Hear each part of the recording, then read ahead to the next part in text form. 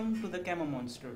Now we are going to learn about the design of a polymeric or metallic membrane for the separation of a component, a desired component having a reasonable size differences from other gases. The advent or advantages of the membrane separation is based on the cryogenic techniques disadvantages. For example, for separation of methane from other gases, you have to have very low temperature. If you are using the cryogenic processes and you are aimed, or your objective is to separate the methane at its boiling point. So that is really difficult because you need a high cost, a very powerful equipment, a very low temperature or very high pressure required to separate the methane. So in such scenarios, the membrane separation is very effective. But membrane have different types, like most common in the literatures are used ultrafiltration, microfiltration, etc., reverse osmosis. But the membrane can be arranged in different modules, like we can use the hollow fiber membrane module, tubular module, or spiral plate module. But here we have selected the hollow fiber module. The hollow fiber module is based on the feed is going inside a fibers, and the permeate that passes through the membrane or retinate that is retained on the membrane inner surface, that is permeate is moves to the outside of the membrane while the retinate remains inside the shell of the hollow fiber module surfaces. So it can be the composite membrane, and it is available in many sizes, depends upon your permeate composition, and it also depends upon the flow rate. Like you have the dense membranes, porous membranes, or asymmetric membranes. The design of the membrane is first based upon the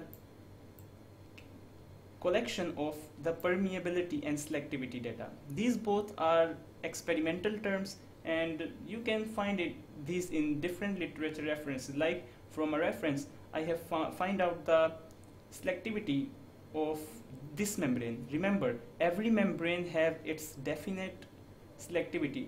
Like this membrane has this much ratio of selectivity at these pressures for these mixtures. For example, CO2 over N2 at 2 bar have 2.99%. This means the 2.99 times of carbon dioxide will pass through the membrane as compared to the nitrogen. But we have to have the methane relative to the other. In this mixture, in this example, we have to separate the methane from carbon dioxide main mixture because other are very negligible in the amount. So we can see here that the carbon dioxide ratio is greater. This means the carbon dioxide molecule is more selective in this case. But we can take the reverse case, like we can allow the CO2 to pass through the membrane, and the retinate will be of the our main reactant or our main component that need to be separate, methane. So methane will be separate as a retinate, it is needed to be separate as a permeate, not necessary always. Now the required data will be summarized as we need the selectivity, which is 1.5 here, the permeability, how fast the desired component is passing through the membrane pores. The permeability is often available in the units of barrels, like here is 20 barrel, which is equal to the unit conversions are available in the literature. Like here, 1 barrel is equal to 1 multiplied 10 raised power minus 10 centimeter cube multiply centimeter over centimeter square second centimeter Hg, complex unit, and this can be converted into the square cubic feet per feet hour ATM. That what we need because our reference design procedure has these units, and I do not want to confuse it more. Now we know the fraction of your desired separating component in the feed, that is 50%. So I have used XF in the feed 0.5. The X in the discharge or in the permeate or retinate is needed to be 0.09. This means that you have to have 90% in retinate or 90.9% separation. The recovery ratio is 2/6. It is 0.33. It is based on the pressure at the feed side and pressure at the permeate side. Like we have the higher pressure at the feed side, so and the permeate side the pressure is 2 bar. So permeate divided by feed pressure. This is equal to the recovery ratio. In the membrane process, to overcome the barrier, the pressure ratios or pressure variations are extremely important. So it is always used in the recovery ratio unit. Now, to initiate the basic design calculations, we have this basic formula that shows the mass transfer rate through the membrane surface. Here we have everything, like we know what is alpha, we have defined 1.5, we have value of R which is 0.33. We do not know the interfacial Y concentration. We have two type of permeate compositions, local permeate composition and average. Local is available at that zone of separation, like at 5 meter distance, at 10 meter distance, how much long is the membrane. So it is local. The average is of overall.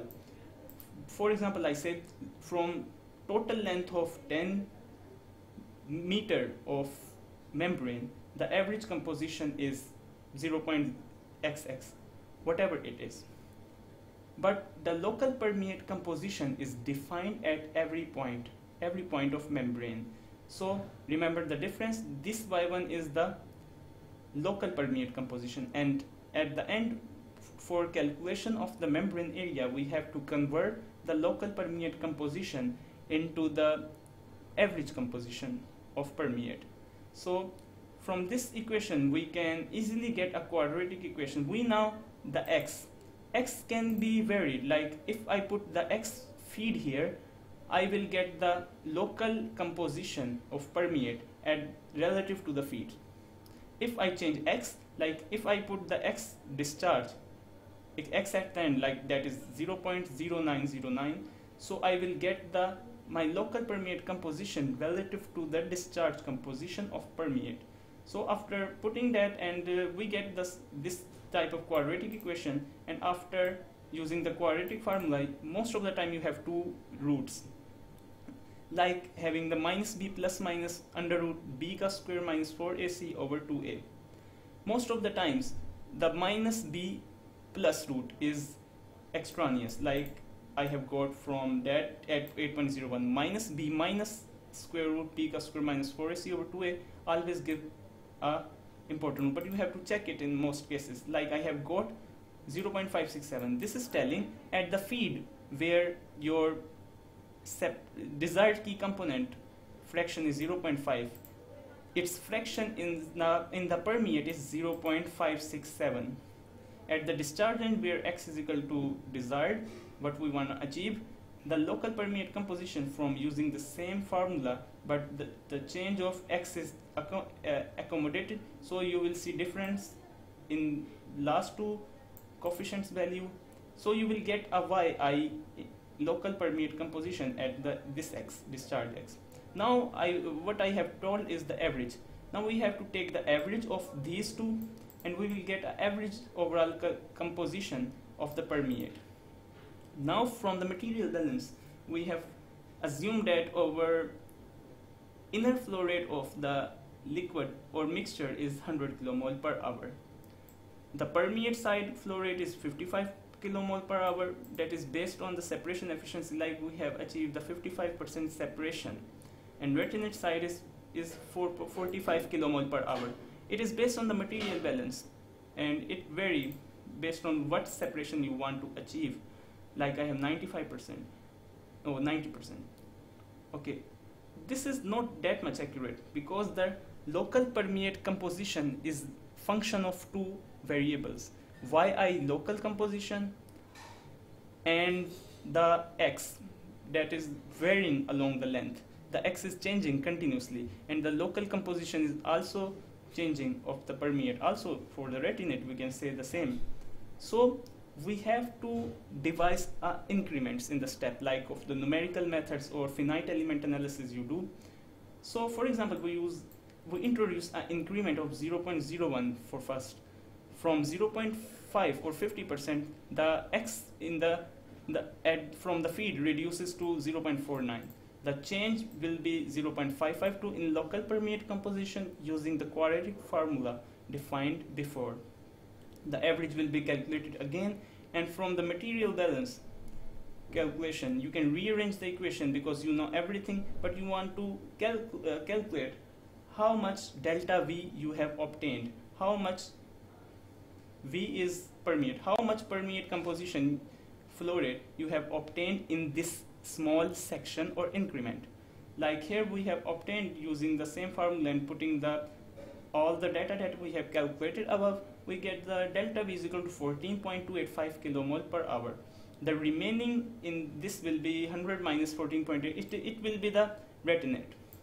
So the composition in the delta V or permeate is 0.56 of key component. So from 14.28 moles, 8 kilomole per hour will be of our key components.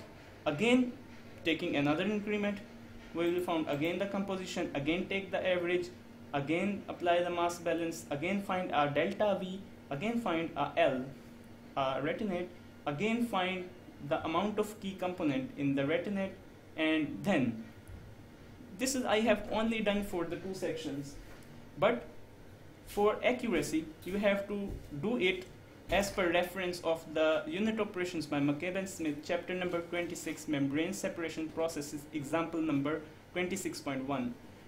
You have to do it for at least 5 to 6 sections for accuracy, but in this example, to save time, I have only used it for 2 increments or sections. Then you have to calculate the average Y based on the summation. Like here, summation delta V Y over V, total permeate in both increments. This is the total V on both increments. Increment 1 V plus increment 2 V is the total V. So I get the composition, which is the average composition in this 2 section of your permeate. The key component in permeate is 29%, 0.29. Okay, the cycle is really tedious, and after running all the calculation you find Y. After that, there is a single formula for the calculation of the area of membrane that is defined here. Delta Vy is calculated above. QA is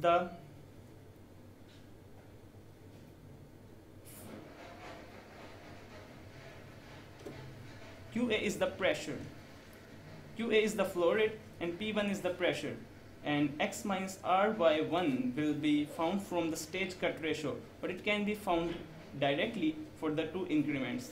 Like I have set up everything here, and for X minus R by I do not using the stage cut ratio, and it is tedious and it involves the use of different points of the average compositions and local permeate compositions. So I am using the directly the formula 0.5 minus 0.33 multiply 0.567. For the feed section I got the X minus R by I, and for the discharge section I also find a X minus R by I. Yi changes and everything remains same. X also changes because that is the feed X and that is the discharge X. After that we have to calculate the average of these two, like this plus this over 2. After that the area can be calculated simply using this formula. The area is calculated to be 129.94 feet square per increment. So a factor of 180 is defined, is used to get the incremental area. So I multiply 129.94 multiply 180, we get 23389.233 feet square total area. Now for a hollow fiber module, the number of fibers we have to calculate, we have to define the dimensions before.